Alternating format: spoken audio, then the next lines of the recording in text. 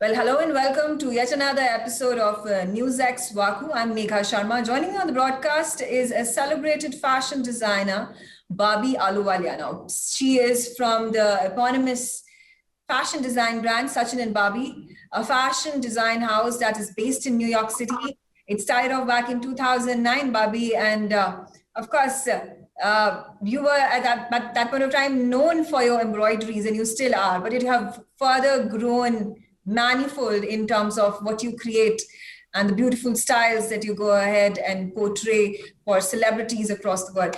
Of course, the brand Sachin and Bobby is named after you and your husband. And You guys, in fact, if I'm correct, met back when you were students and you were in the design school, and that's how you met and decided to now come up with this entire story that is your livelihood, and it also goes ahead and portrays and gives you an identity of who you are personally and professionally as well. It's great to have you, Bobby, on the show. Oh, well, thank you. Glad to be here. Like you said, you've done your research. Yes, I'm a girl from New Delhi who arrived in the fall of 94 at FIT, met a boy from Bombay, Sachin, in the fall, at that fall of 94, where I studied textile and he studied fashion. And we really were in our early 20s, and we had this, beautiful friendship, this sweet romance that few years later, as soon as we graduated, we kind of course, took a loan from our parents because we had, every young kid wants to live this American dream, whether it is working for a company, whether it's starting a small business, whether it's trying to make it in America, because that it really is, it's a beautiful dream to kind of at least think of. So we were really serious, ambitious kids when in our 20s. And we started, like a small design service business. Luckily, Sachin had inherited a fantastic set of workshops and a fantastic atelier from his mom. So we started our journey with no really big plans, but with a lot of gusto and a lot of grit, saying, when you're young, you really have no fear. You don't have that kind of bills to pay. So you're much more kind of, I don't know, bashful, and kind of naivety helps you build those dreams. So you make a checklist of who you want to work with and pound the pavement, make phone calls, call friends, see who knows whom, and just present yourself. So we were very lucky in the 6-8 months of our business, which was really a design service business at that point. It was a more B2B kind of a business, where we wanted to work with, the top 5 designers at that time in the 90s. It was the house of Donna Karan, it was Oscar de la Renta, it was, say, Calvin Klein. So it was these kind of houses were on the rise. I'm going back 27 years now. And we were very lucky to meet Mr. de la Renta in the first 6 to 8 months of our game. Okay. And I don't know what he saw in us. I mean, he saw a suitcase full of beautiful swatches and ideas that were like, kind of novel. And he was like, really? You have a family business? This is something new? Mm-hmm. Are you brother, sister? What? Are you married? Like, it was all kind of very sweet and silly, wonderful at that point. So we started working with him, and we worked with him till he passed. So that was a big division of our company where we would work with designers like him. We luckily through, in the business, the fashion business does seem large, but people do move about. So when his chief designer moved on to the house of Tom Ford or the house of, Valentino, we were connected to people there. So it organically grew from the fall. Our inception was really January of 97. We started work, and we kind of built our strength year after year. Met Milano Blahnik, who was just at that point, they had a partnership with George Malkamas, who had an in with Sarah Jessica Parker, who was the key gal of Sex and the City. So we started doing beautiful bejeweled shoes. So it was really yes, luck by chance, but it was a lot of good work that we presented and something that was very well priced. So we started, like Vogue really called us when we met the editors many, many years later, saying we were the best kept secrets in the design industry because we had the savvy taste level of the West, but we had the authentic, beautiful work knowledge of the East. So it was a very unique place for us. And we, built our strength year by year. And as glamorous as it was a lot of hard work because Sachin was in India about 8 times a year. And that's a lot of back and forth. That's a lot of training of the hands in Mumbai. And then when we started working with the European teams, they would take the initiative of flying their, like the House of Ascada or the House of Actress. They would fly their teams into Mumbai and actually station them in Mumbai and have them train our technicians. So, okay, you know, over the years, we've learned, we've built the strength of our facilities in Bombay. And of course, you know, when you are in it for the 10-year run, it was 10 years ago that I said, you know, as much as I admire these homes, as much as I love this fashion, I still can't afford it. And that my lifestyle is simpler, you know. I would like to, you know, have a point of view and have an eponymous line of our own with a better price structure that can actually be worn, be celebrated, be enjoyed, but not really so. I mean, I'd like to, you know, weave a dream, but I'd like to still make my clothes and my accessories a little more accessible. Okay. So, you know, so I guess that was the why as to why we started our own point of view besides the B2B. Okay, all right. And then Sachin and Bobby, how did that come into picture? Was it because of the fact that you were at this point of time dabbling with all these major designers, you're collaborating with them, you're getting all the success of the world, but then going ahead, like you already said, you wanted your brand to be much more accessible to the larger number of population that you were catering to, and therefore a breakout. But that was a daring, difficult, courageous decision.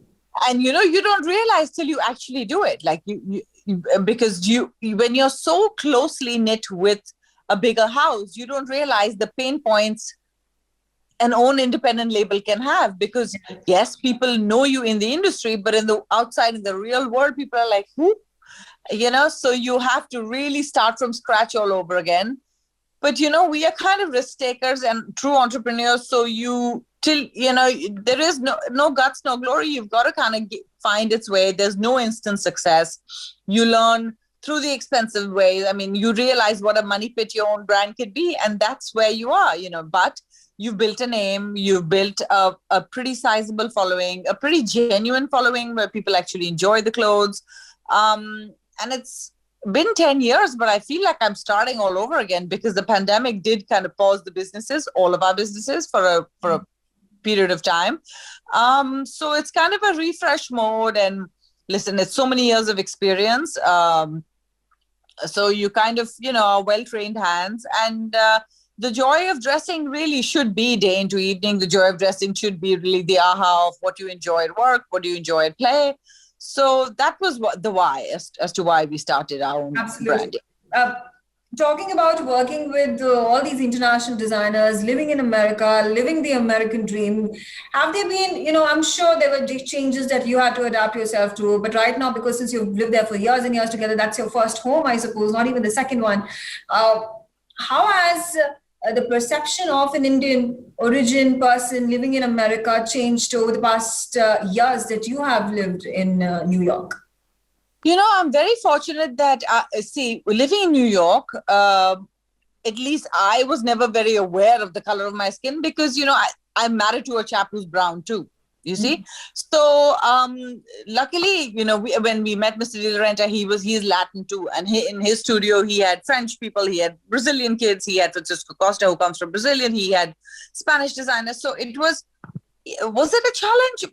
I wouldn't say so. The perception of India was a challenge to me, because I'm pretty, you know, we mingle with our friends, with our American friends. We go to Christmas parties. I have a little Diwali holiday, so I call people over, it doesn't matter what denomination you are. So because we kind of integrated pretty well from the onset, like, you know, we celebrated Thanksgiving, we would do a tandoori turkey at home instead of a regular turkey.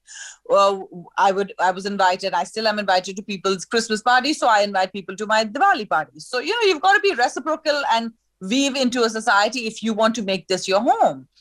But the perception of India has to get changed, not just you. So it's that piece that took a while, whether it was the narrative of your own story, whether being very open about your own life journey, whether taking friends along to India when you would, whether you would have work friends come and travel in your factories and live through the experience of living there. That takes time. And that has to be lived. As an Indian designer, so that person's an Indian designer, so all that they can go about and provide you or come put it on a platter is maybe a lehenga or a sari and embroidery. So is that sort of a stereotype that had to be broken into and then gone ahead and built about your own? It was not that deliberate because I lived an American life, you see. So for me, my ode to India is always color. My ode to India is always some beautiful textural design.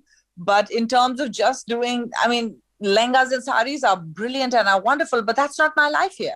Yeah. I live an American life. When I go back to India, I will wear a salwar kameez when I go to Gurdwara.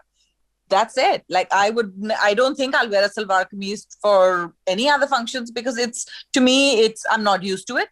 I would rather wear a really chic tunic that could be from an Indian designer with a pair of pants or with a pair of shorts. So it's how we think today. It's how we live our lives today.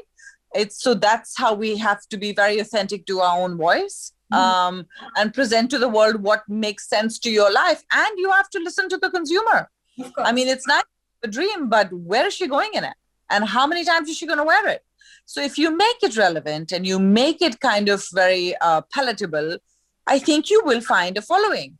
But you've got to not live in your own bubble. You have to keep your ears to the ground. You have to humble yourself in terms to where is the need.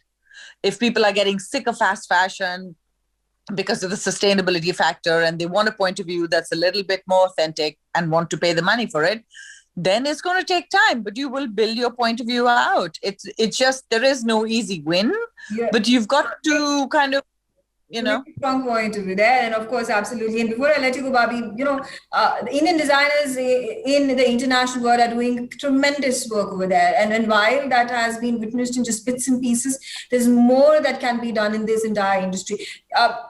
How can the Indianness, when you talk about the Indian community, when you talk about the story of India, be better portrayed, especially with such a creative medium as fashion design?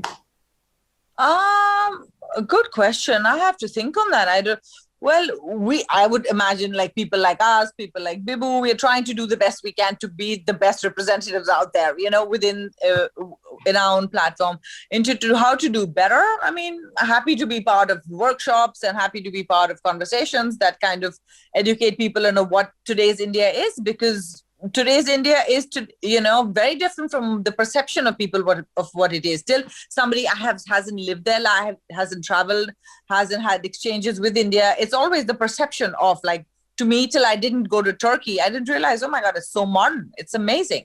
So it's, Indians at one point of time, the perception that the international media had was of snake charmers and elephants. But that's something which is completely away from the reality of India. Yeah, and embroidery work was only very binary and it's only these many stitches. There are so many stitches and so many weaves. So it is, a little laborious in terms of educating people. But if there is true interest, then, you be part of conversations and, talk it up and drum it up and excite people, because that's what you're here to do, excite and delight, right? Absolutely. Thank you, Bobby. It has been such a pleasure talking to you. I wish you all the best for all your future endeavors. Oh, you're very kind. And good luck. Actually meet you in person and hold more of these discussions, especially when it comes to a creative field as fashion design. And there's so much that Indians can do abroad to bring about that sort of a story that weaves India and puts it in the perspective of individuals abroad, because they've started to slowly understand what India is, what Indianness is, what the ethos and culture is. But fashion designers and this industry can only bring a bigger platform to allow for that sort of a culture absorption and saturation that needs to happen at this time. I agree. Well, thank you for having me. Stay well. Thank you so much. For more such videos, subscribe to the NewsX YouTube channel, hit the bell icon.